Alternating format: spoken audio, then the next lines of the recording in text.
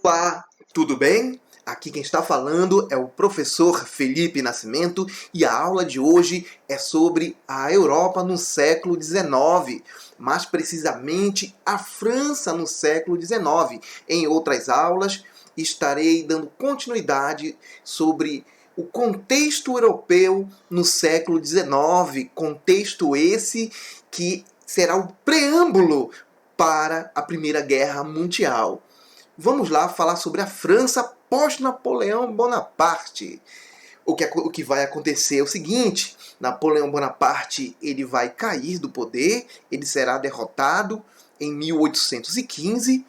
A Inglaterra ela vai organizar o Congresso de Viena com o famoso princípio da legitimidade. Esse Congresso de Viena ele vem para reconfigurar o mapa político europeu. Ou seja, Napoleão Bonaparte, quando ele estava no governo, quando ele estava reinando, comandando, ele tirava um rei de determinado país e colocava um parente seu. Em Portugal, a família real veio fugida para o Brasil, né?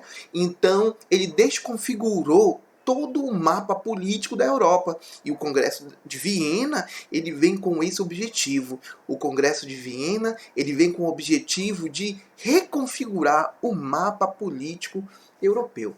Bem, como estava o cenário político da França em 1815, quando Napoleão Bonaparte ele cai do poder?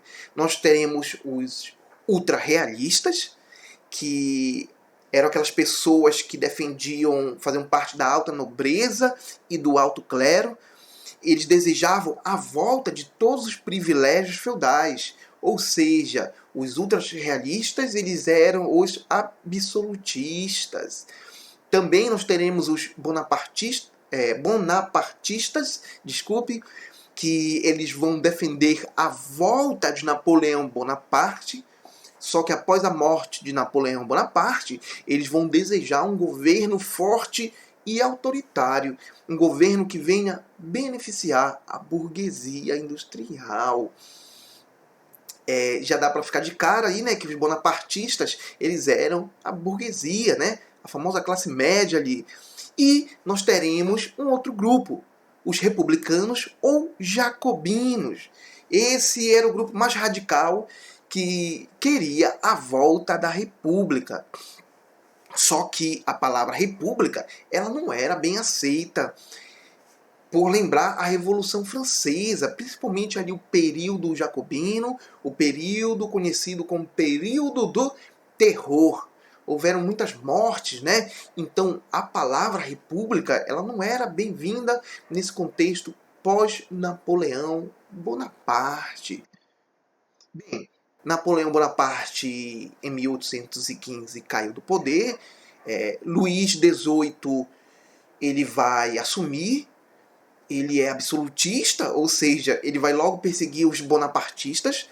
Depois vem Carlos X, ele é absolutista, ele vai fechar a Câmara dos Deputados e a burguesia vai se revoltar, né? Vai conseguir mover a massa, né? As massas, a multidão, e eles vão destronar o rei Carlos X, o famoso Conde de Artois, na famosa Revolução das Barricadas, ou a Jornada Gloriosa, em 1830.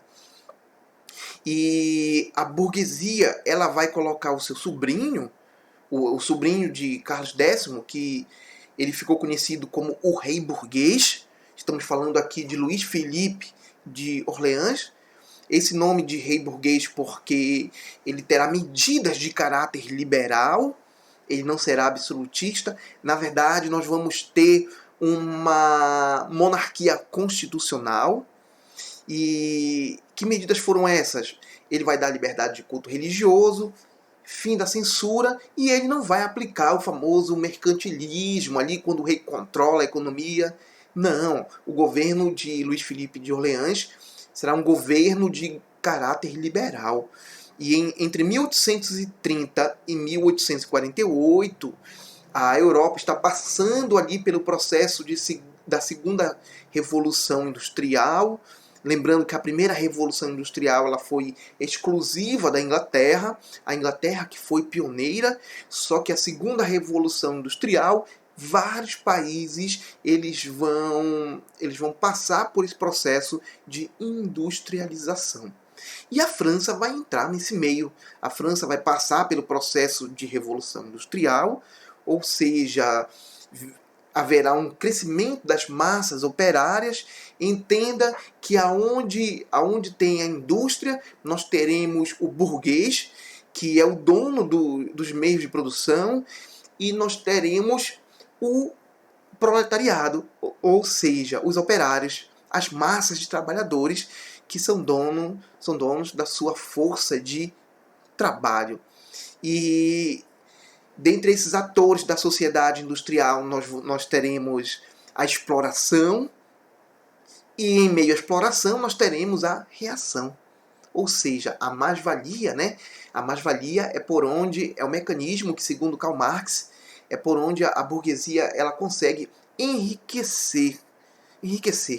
Então, essa insatisfação, essa sociedade industrial que é marcada por é uma sociedade bastante conflituosa, né? Marcada pela exploração do burguês sobre o operário, e esse operário insatisfeito, eles vão gerar um certo desequilíbrio político, porque eles vão se organizar em sindicatos, eles vão se organizar em agremiações, ou seja, a classe operária vai começar a pensar de certa forma independente, e isso vai gerar protestos. O rei, ele vai, claro, já coloquei ali no título, né? Luís Felipe de Orleans, o rei burguês, ele vai proibir manifestações e vai mandar reprimir violentamente pela Guarda Nacional Francesa. Só que em meio a essas manifestações, a Guarda Nacional da França ela vai se unir aos manifestantes e vão depor o rei. Nesse contexto em que o rei será deposto, acontece o que nós chamamos de a Primavera dos Povos, porque a notícia de que o povo depôs um rei, de que um rei foi deposto pelo povo, ela vai se espalhar por toda a Europa. E o que vai acontecer é o seguinte: lá na Inglaterra nós teremos Karl Marx, né, que está acompanhando as notícias, e é nesse momento que Karl Marx ele vai se influenciar e vai escrever o Manifesto do Partido Comunista. Karl Marx vai dizer: tá vendo que as minhas ideias estão corretas? A minha busca pela sociedade ideal em meio a essa sociedade industrial. Você está vendo aí o povo tomando o poder? Então, a notícia da Primavera dos Povos vai se espalhar por toda a Europa, levando a várias revoltas de caráter liberal e nacionalista. Como assim de caráter liberal e nacionalista? Caráter liberal é porque aonde tinha um rei absoluto, esse rei ele teve que sair, né? Não sei se você se lembra ali do iluminismo, a palavra iluminismo ou esclarecimento, né? Ou liberalismo, ou seja, vai limitar o poder do rei, ou o rei vai sair e vai virar uma república, ou o rei terá que ceder parte de seus poderes, né? Tendo que aceitar uma monarquia constitucional. E em 1848 acontece a Primavera dos Povos, né? Aí eu coloquei essa imagem: Napoleão Bonaparte, Luís XVIII, Carlos X e Luís Felipe de Orleans. E nós teremos a Segunda República Francesa, que vai de 1848 a 1852. Essa Segunda República Francesa ela foi marcada pelo conflito entre liberais e socialistas. Olha só as ideias sociais, as doutrinas sociais, que estaremos falando em uma próxima aula. Ou seja, os operários vão começar a pensar de forma independente, a burguesia vai se separar das massas, e haverá a convocação para as eleições presidenciais.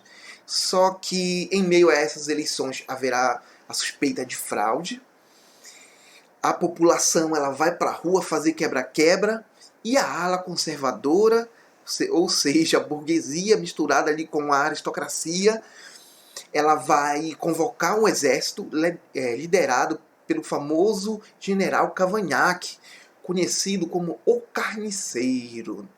Né? Olha só, o povo agora, as massas, eles estão perigosos, né? Usar ele para fazer uma revolução, eles estão questionando aí a burguesia. Então, o general Cavaignac, ele vai massacrar os revoltosos, ele vai ganhar o apelido de Carniceiro, e ele vai convocar novas eleições. Só que nesse período, né, que vai retornar do exílio, Luís Bonaparte, sobrinho de Napoleão Bonaparte, o cara com toda a popularidade, né, herdada do tio, e ele vai concorrer com o general Cavaignac. É claro que Luís Bonaparte ele vai ganhar, ele vai conseguir pacificar a França, né, com medidas que agradavam as camadas sociais, medidas que vão agradar tanto a burguesia quanto os operários. E ele, com uma popularidade elevada, ele vai fazer um plebiscito e vai se tornar Napoleão III, que vai de 1851 a 1871. Napoleão III, né, Luís Bonaparte, ele consegue modernizar e industrializar a França para valer. Ele vai reformar a cidade de Paris, ele vai deixar aquelas ruas largas, né? É por isso que a França, antes de Napoleão III, ela tinha aquelas ruas estreitas, aquelas ruas feudais ainda, né? E Napoleão III, ele vai criar aquelas ruas largas com o objetivo de dificultar, porque a população francesa, quando se revoltava, desde a Revolução Francesa, eles criaram o hábito de de construir barricadas. Isso dificultava muito a tomada de cada rua. E Napoleão III, ele vem com uma política externa, que é a famosa política das nacionalidades. Se eu tenho um país, e dentro desse país ele é composto por uma diversidade étnica, ou seja, vários grupos ali que estão compondo esse país, grupos étnicos, e se um grupo desse tentasse proclamar a sua independência, Napoleão III, Luís Bonaparte, ele apoiava. Por quê? Para ele era melhor que a Europa estivesse dividida em pequenos reinos do que ter grandes reinos. Era muito mais fácil para ele conseguir exercer uma influência política sobre esses países, né? Dividir a Europa em vários pequenos países fracos.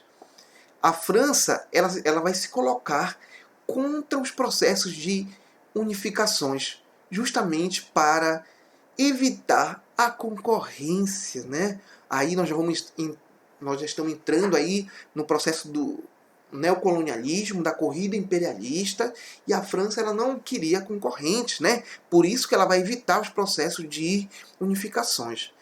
E essa parte que eu estou falando agora, eu abordarei de novo no processo de unificação italiana e alemã, também a Comuna de Paris, mas eu vou falar aqui por alto.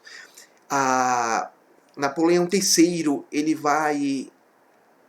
ele não vai olhar com bons olhos o processo de unificação alemã, e ele vai se envolver numa guerra contra a Prússia que estava ali liderando, encabeçando o processo de unificação dos estados germânicos, e ele vai perder essa guerra. Essa guerra ela ficou conhecida como a Guerra Franco-Prussiana. É daí que vem, quando nós estamos estudando a Primeira Guerra Mundial, que a gente fala, nós falamos sobre o processo nacionalista, e nós vamos falar do revanchismo francês, porque Napoleão III vai se envolver na guerra contra a Alemanha e vai perder. Ele vai perder a região de Alsácia-Lorena. e a França vai criar um sentimento de revanche que vai culminar ali na Primeira Guerra Mundial. E ele vai perder a Guerra Franco-Prussiana. Em meio a essas condições vai ser instalada a Terceira República Francesa. Haverá um novo surto revolucionário, né? Os operários eles vão tomar o controle de Paris. Os seus opositores eles vão fugir para Versalhes, os líderes políticos, né? Eles não queriam um governo onde o povo estivesse controlando o poder político. Esse governo ele vai se formar, ele vai se unir formando a Comuna de Paris. Ele vai durar aproximadamente 72 dias. Esses líderes políticos que foram para Versalhes, eles vão retornar com 130 mil homens. Haverá um embate bastante violento e haverá um saldo de 20 mil mortes. E nós vamos parar por aqui. Olha essa imagem aí, né? Olha só as famosas barricadas que eles fechavam as ruas. Na próxima aula estarei falando sobre... Estarei dando um contexto geral sobre a Europa no século XIX e também estarei falando sobre as doutrinas sociais no século XIX. Grande abraço e bom estudo. Se inscreva aí no canal se possível. Valeu!